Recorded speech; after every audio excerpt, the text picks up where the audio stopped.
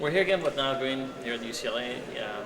There's a conference, and I wanted to get your time, a few minutes of your time, to explain to our readers and to our viewers exactly what the symposium was about today, what your objectives were, and if you can also talk about some of the speakers and their objectives. Absolutely. Well, yeah, thank you again for interviewing me. My name is Niall Green. I'm a professor of history here at UCLA, and I'm the chair of the UCLA program on Central Asia. With the program on Central Asia, we cover many different aspects of Central Asian history, but my own special concern is with Afghan history. And the conference we've had today, an international conference with Afghan scholars as well as scholars from Europe and throughout the United States. And the conference has been entitled Great Games, with a question mark, Great Games, Afghan History Through Afghan Eyes. And what we've tried to do with this conference is really for the first time, at least as a collective effort, try to discover how Afghans themselves have understood their own history. So to try to look at various writings by different types of Afghans throughout the 20th century, of all kinds of backgrounds. We've looked at writings by Tajiks, Pashtuns, Uzbeks, all kinds of Afghans, as well as Hazaras, of course, and then their different conceptions of the Afghan past. Now, when we talk about history, we're obviously not talking about modern history, in other words, not in the past 10 or 15 years. We're talking about history going back about 50, 100, even 150 years. Mm-hmm. Can you tell us a little bit about some of those segments, some of those phases that were covered here today? Yeah, what we've been covering really is, it's in large part the period of the birth of the Afghan nation state. So really from Amir Abdurrahman's period through almost, in fact, some of the presentations up to the present day. And looking at the way through the different stages of that, through the reigns of Abdurrahman himself, and then through the reigns of Habibullah, and through the reign of, in the 1920s, through Amalullah Shah. And then even after that, in the period of Republic, of Dawood Khan and so on, the ways in which those different periods, Afghans thought about their history differently. We've touched upon papers on the Pashtunistan issue, as well as papers that have dealt much more with, as it were, minority histories of Uzbeks. And one of the also key issues in the conference, because this year, 1931, it's the 80th anniversary of the death of one of the greatest of Afghan historians, Faiz Muhammad Khatib, who's Khatib Hazare. So his famous history has also been a subject of discussion today too. So we've looked at the ways in which Afghans of all different backgrounds, all different ethnic groups, have written about the history of themselves collectively as Afghans and about their country of Afghanistan in the 20th century for the most part. Right, and you also touched on a very interesting point about the Afghan identity and how the word Afghan was synonymous with Pashtuns. However, that's evolved. Can you talk a little bit about that as well? Yeah, one of the issues that's come up in a number of papers and in the commentaries as well is the question of the meaning of the word Afghan and the way in which historians themselves have been debating and using in different ways, redefining the word Afghan. When we look in past centuries at least, through the 16th, 17th, 18th century, and in some ways for some groups even in the 20th century, the word Afghan was synonymous, it meant the same as Pashtun.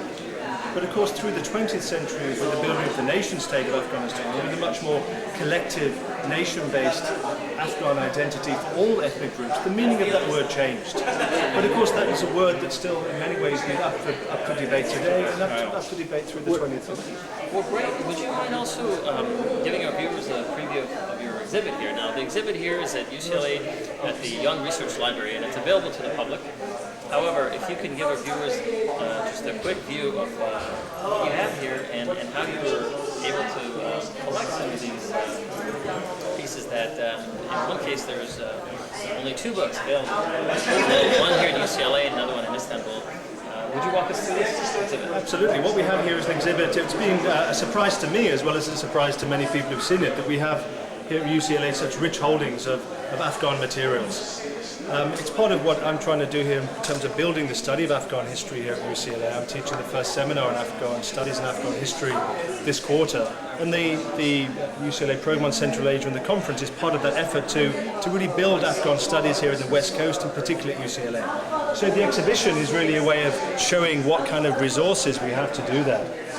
What we can see here, we found in the vaults of UCLA, all of these rare texts are parts of UCLA's holdings. And we have here from manuscripts. Over here we have a manuscript. The actual manuscript is available online as a PDF, in fact, as part of the Manasian collection of Persian language materials here at UCLA. We have an early manuscript edition of the Tarikh-e Afghanistan, an account of the First Anglo-Afghan War. And there we have the more recent printed edition, in fact by an Iranian scholar based here in Westwood, who's actually printed the text based upon the UCLA manuscript in the Manasyan collection. Again, that manuscript is available online. Going through the exhibit, we have more texts in English and more recent Afghan language texts on that Anglo-Afghan war, the ways in which that key moment was remembered and mythologized. Moving through into the later 19th century, we have some rare texts from the period of Amir Abdurrahman. Abdurrahman, of course, famously wrote a biography or co-wrote his autobiography together with Indian secretary, his Indian Munshi, Sultan Muhammad Khan. And what we can see here are different editions printed in different countries of that biography or autobiography of Amir Abdurrahman Khan. And that's really interesting because it shows how Afghan publishing and printing, even then in the 19th century, was taking place in Iran. We have an edition from Mashhad, we have an edition from Bombay, from India, and we have an edition from London. So Afghans then and Afghan history writing, even in that period, was international. Moving through into the 20th century, we have some rare texts on Afghan history here. We have an account in Ottoman Turkish of an Ottoman Turkish traveller to Afghanistan who was in fact the first person to bring photographic printing, zincographic printing, for the first Afghan newspaper, Siraj al-Akhbar. We also have, relating to an Afghan going to Turkey, we have a very rare text, the Julide, the poems, the Dishevelled, the collection of poems by the famous Afghan foreign secretary and poet and newspaper founder Mahmoud Talzi. And as far as we're aware, only 2 copies of that text exist in the world, one in UCLA and one in Istanbul, so we're really very lucky to have that. Coming through the other parts of the exhibition, we start to see the way in which Afghanistan, even early in the 20th century, was deeply connected with the wider world. The name of the exhibition is in fact Viewing Afghanistan from Isolation to Interaction. And we can see how from the Anglo-Afghan War through to the Turks, and now by this period, we start to find French and even Finnish scholars from Finland and France turning up in Afghanistan. We have a text by a Finnish scholar who worked on the languages of Afghanistan, and this is a text in German but printed in Helsingfors in Finland on the Moghol or the Mongolian language spoken by the small number of Mongols in Afghanistan.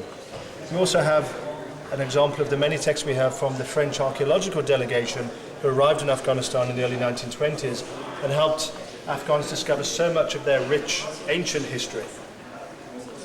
Moving along through the exhibition, we have in UCLA in the special collections we have the entire personal archive of Ambassador Newman. Ambassador Newman was a UCLA political science professor who under Lyndon Johnson's government in the 1960s was appointed as US ambassador to Afghanistan. And we have just here a small collection of the many hundreds of documents from his personal archive that are held here. So we have here a very rich source of materials on Afghan history in the late 1960s and early 1970s. And we have here the photograph and the books here, the photographs in Kabul of Afghans and Americans.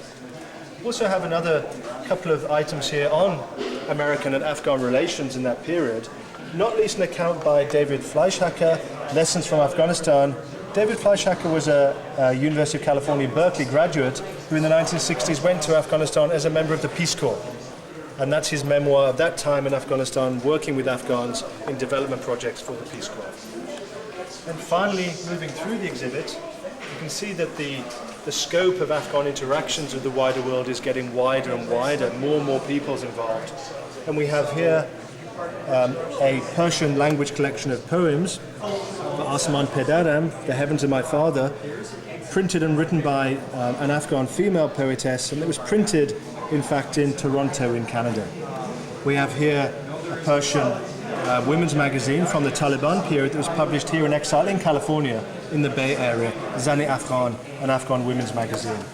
And we have here a book by a young Afghan American, and just showing how Afghan American history is not just about Afghans coming to the United States or about Americans like the Peace Corps fellow going to Afghanistan, but also now by the 21st century it's about returnees, about Afghan Americans going back to either their own or their parents' homeland. So we have here a book, Come Back to Afghanistan, a California teenager story. And the final text we have in the exhibition is copies of a magazine, Kabul Scene, which is a magazine published in Kabul, but actually largely for American expatriates to know which are the best restaurants to go and have fine Afghan food. So what I think I'm hoping to show with the whole exhibit is not only what we have here at UCLA for sources for Afghan history, but a way of viewing Afghan history as being, even from the early 19th century, as being deeply connected with many different regions of the world. Not just with the British and with the Russians, but also with this wider range of figures. Indian secretaries, Iranian